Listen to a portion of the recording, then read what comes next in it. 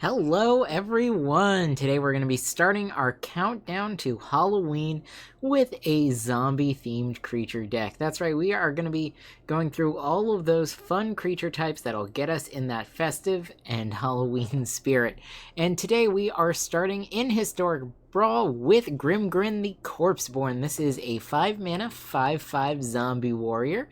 And when he enters the battlefield, he is going to go ahead and enter tapped.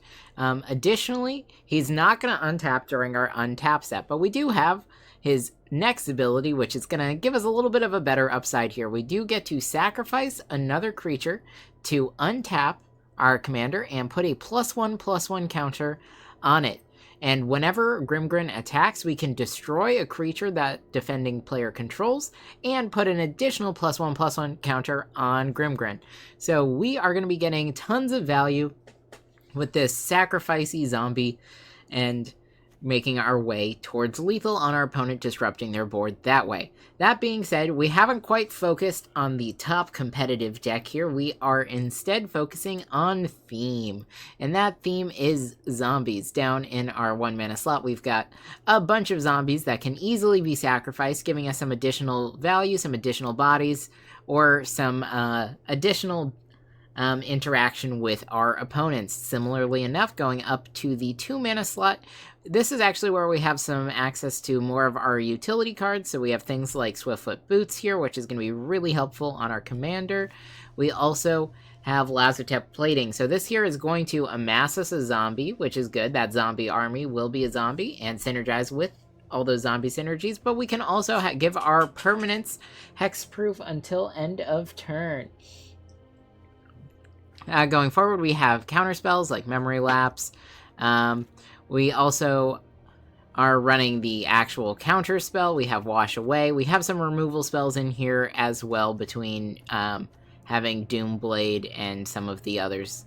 Going up in mana value, we've got more zombies in the 3-mana slot, making sure that we fill things out. A Sararak is a rather fun zombie to have. If we complete that last dungeon, we're actually going to be able to keep him on the battlefield, so he'll give us value for a couple of turns, which is kind of nice. Up in the 4-mana slot, we've got some of our utility enchantments here. Necroduality, doubling our zombies, which is kind of fun. When our non-token zombies enter the battlefield, we get to make a copy. That's going to be pretty good. We've got a Dracolich that's going to keep on coming back as long as we have creatures not named Ebon Death Dracolich dying, which notably we will due to those sacrifice triggers on Grimgrin.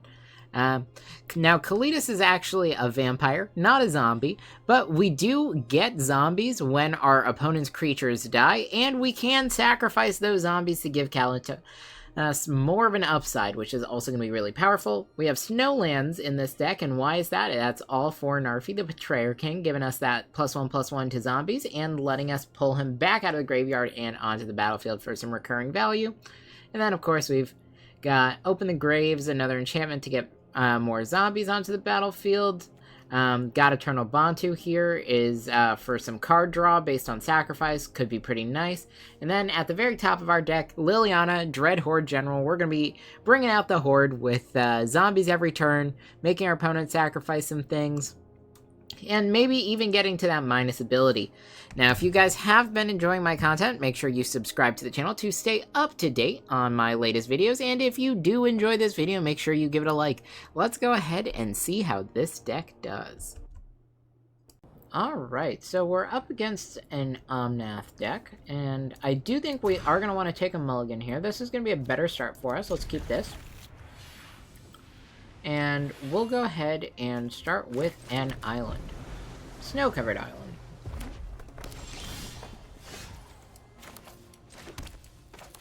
Here we're going to play out our Hobbling Zombie. Death Touch creature is going to disincentivize blockers. Sylvan Scrying to grab a land, sure.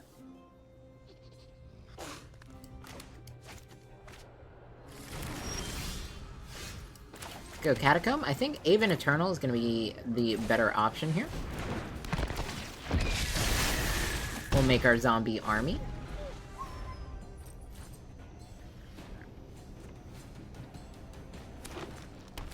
Again, right now, we're going to try and out-aggro our opponent. They're just ramping. So Darkslick Shores is going to go ahead and enter tapped. I think we'll do that.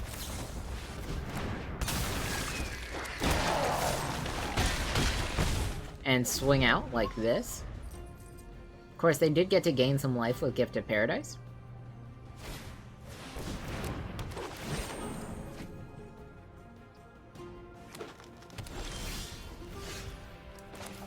Alright. Let's go here. Grimgrin. Go into full control. Swing out like this. Sure.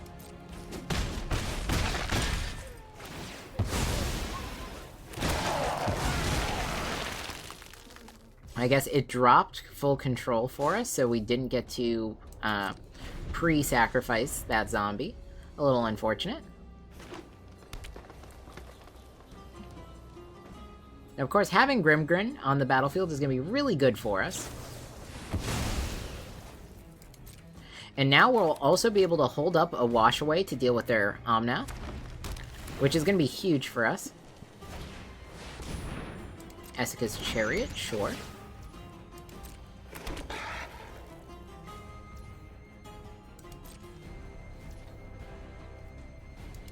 Alright, moving on to my turn. So we're going to start by sacrificing the token that we can't swing out with for a +1/+1 counter.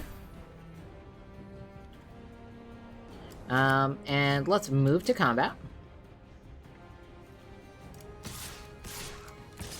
We're going to swing like this. We'll destroy that token.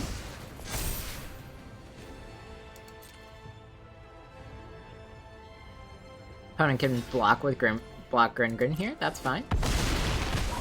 We've got them down at 9. Our Decayed Zombie has been sacrificed.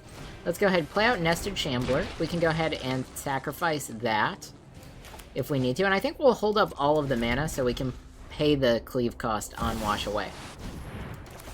Not that we even needed to. We'll just pay the 1 there.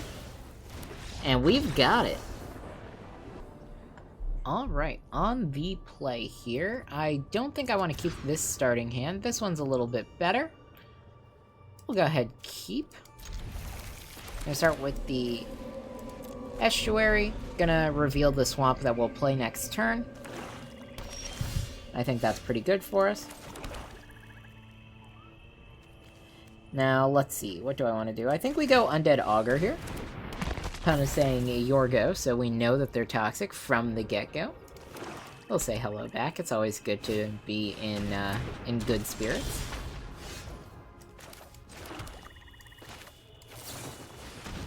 Go ahead with our Falcon Abomination. No attacks. Things are looking pretty good for us. We can use Fellstinger to exploit to draw a card if we have to. Not sure what they're doing. I'm just chilling over here. Go blank. Alright, discard 2 cards. Let's go ahead and discard these 2. Again, Fellstinger can get us some of that value back.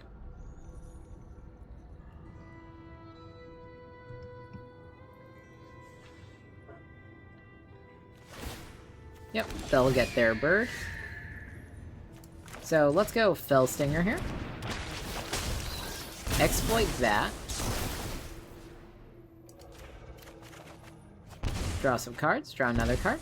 We actually didn't find a land, even with all that card draw, so we're just going to swing out like that. Deal 2 damage to our opponent.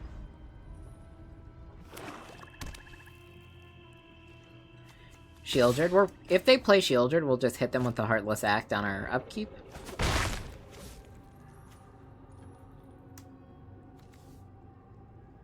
Keep Shieldred in the graveyard. Or in the command zone.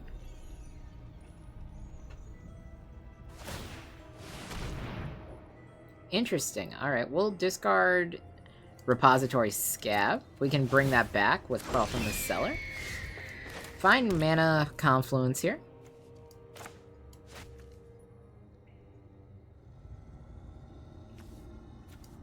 Alright, let's see. What's the best way to do this? think we go Midnight Reaper. Just give us access to some more card draw. Then we can go Crawl from the Cellar. We're going to bring you back. We're going to give our Flying Evasive creature a +1/+1 counter. And we'll just swing out. We currently have much more damage than our opponent, and we've set up enough card draw to the point where I feel pretty good about where we're at.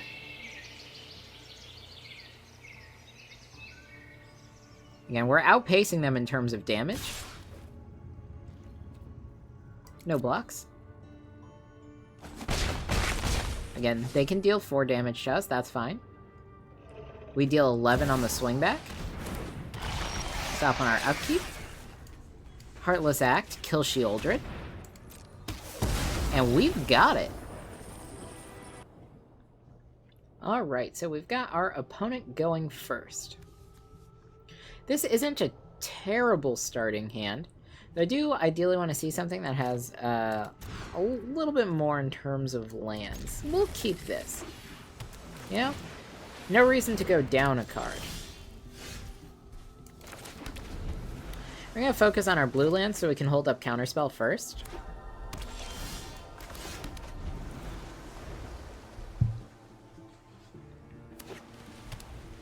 Depending on what we see here, they'll probably just level up and do that. Yep. Draw 2. We'll play this, hold up Wash Away.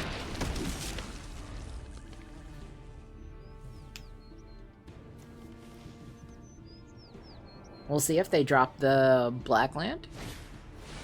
They do not. Alright.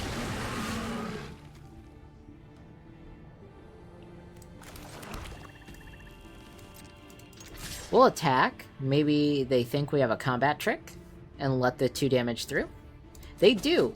Looks good. Alright. End the turn here.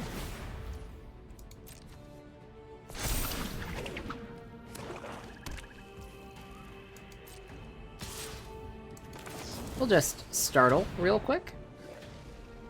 Opponent won't be able to play out their commander. And if they do, we have Wash Away. Just take a little bit less damage here.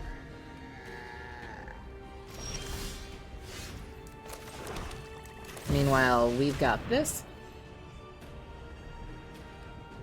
We're gonna go for the Grimgrin here. Maybe they have a counterspell, but maybe they don't. And if they don't, that's gonna put us in a really good spot.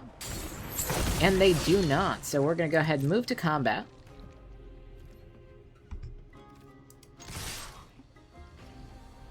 I'll attack.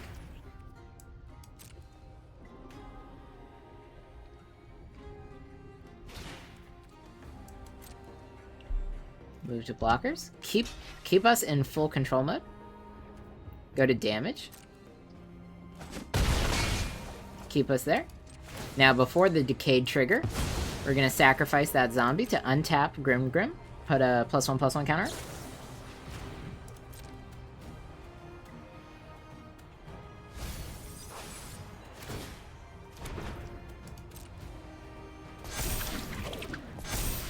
Looking good. Now, regardless of what our opponent's able to resolve next turn, if we do swing in with Grimgrin, we can kill one of their creatures. Let's see if they pay the 1. They might not. They might want to guarantee their commander. Okay. Interesting.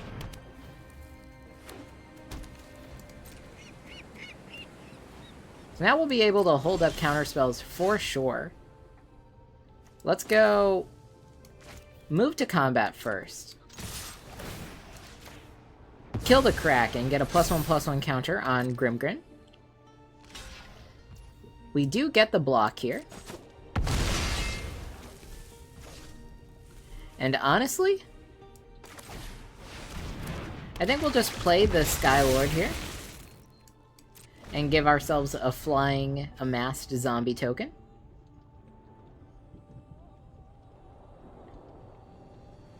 We can go ahead and sacrifice that to untap Grimgrin and kill whatever creature our opponent plays.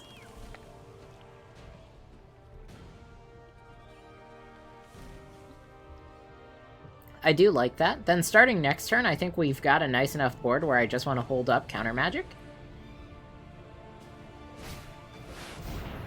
Alright, River's Rebuke. That's fine. We'll put it all in our hand. Let's go Champion of the Perished.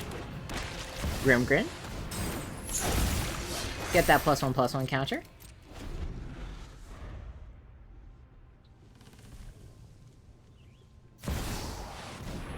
Alright, Teferi.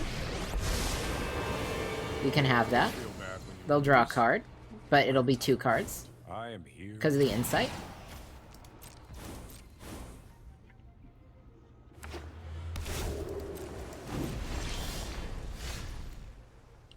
Alright, what do I want to do here?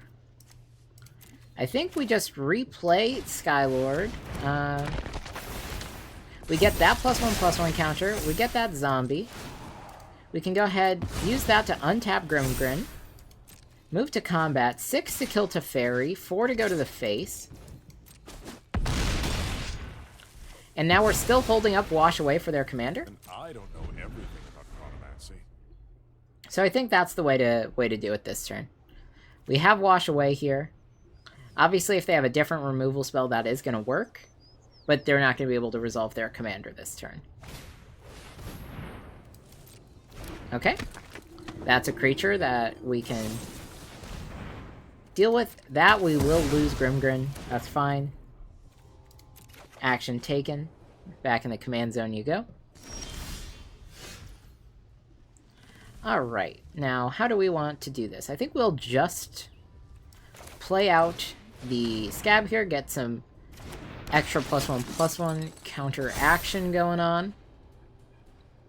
Now, we'll move to combat. Swing out like this.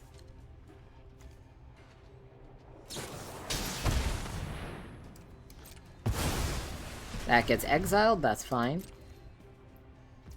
4 damage. Again, this is still okay for us.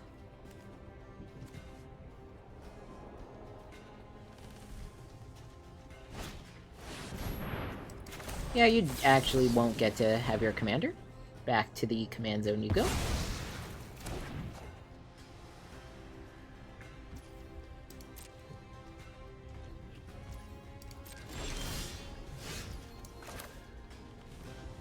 Let's see. Now, I could hold up a counter spell. I do kind of like that.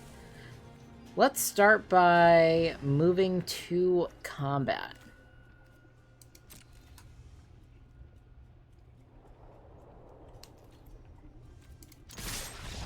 Looks like we've got it.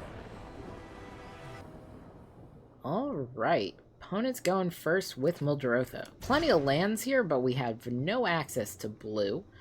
This is okay, but we are actually going to mulligan, go down to 6, drop a Serac.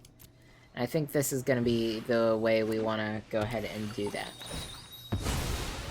Opponent starts with the Fabled Passage, and we'll start with Darkslick Shores, as it will enter untapped. We've got a relatively slow early game here.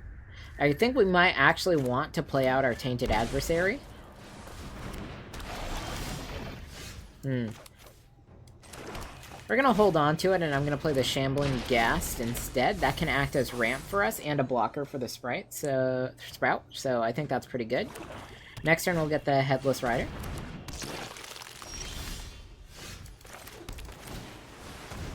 Headless Rider. We swing here. If our opponent decides to block, we can either kill the Sprout or make a treasure to ramp us.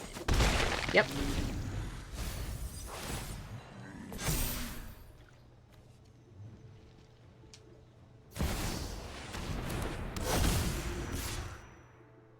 No blocks.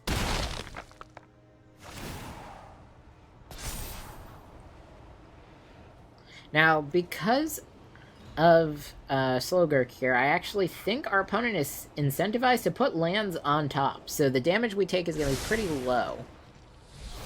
So we'll lose the life. Oh, nope, that was pretty high. They did, in fact, catch me there.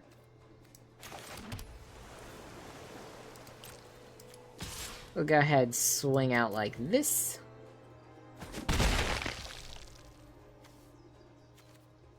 Do we want to play the Tainted Adversary? I think we can. But it'll be better if we wait. So we'll wait. Slowgurk is going to really quickly become an issue. Stomper is good ramp.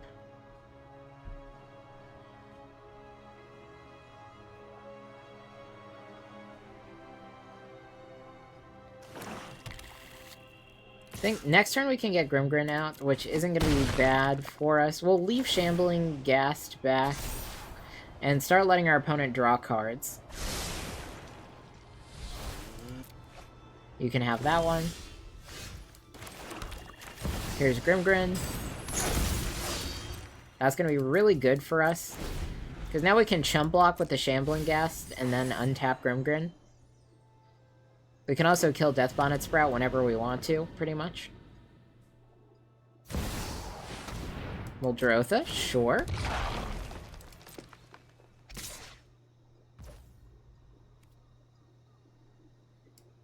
Not that it particularly matters. We take this damage. Honestly, I think first we sacrifice here. We can kill Death Bonnet Sprout. We make a zombie. Now we go to blockers, and now we can block and kill.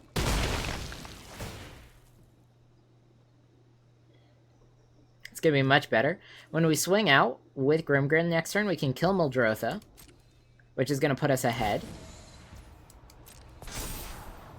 We let our opponent draw that card, whatever it is. We're a little bit too low to be playing the game. Alright, so now let's go, let's see, Crawl from the Cellar. We're going to get you back. We're going to put our +1/+1 counter on Grimgrin. We can play out our Shambling Ghast.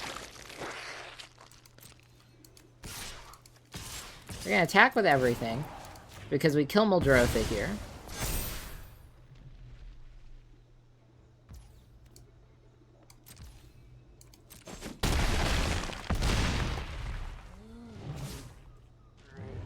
And then I think we'll untap Shambling Ghast, Treasure, and then here, I think we just go Skylord, sack the treasure, give flying to our zombies. Now we have 6 damage in the air.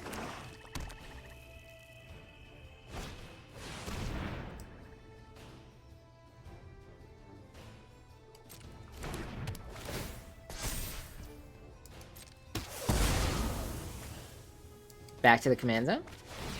As a dead zombie, we create a token.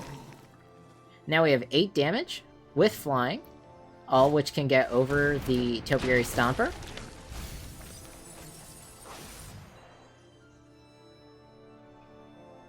We will chump if we have to.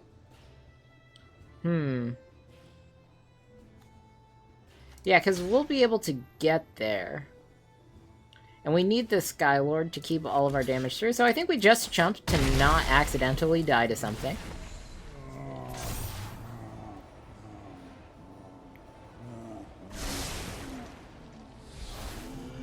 Opponent can draw a card.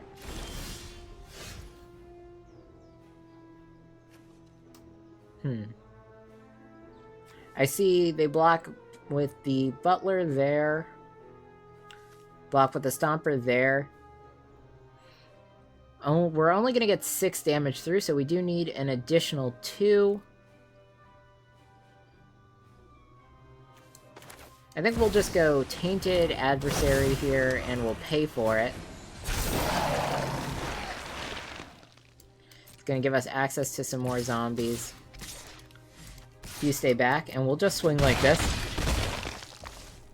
Our opponent's going to have one more turn. That can enter tapped.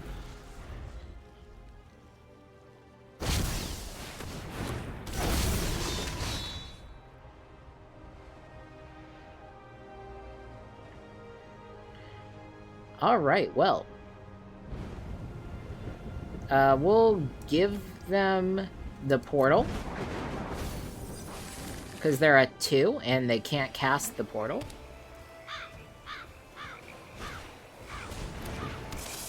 They only have one thing to block in the air, so it looks like we've got this. Tainted Adversary to block the Stomper. That's just going to go ahead and die. We'll get another zombie.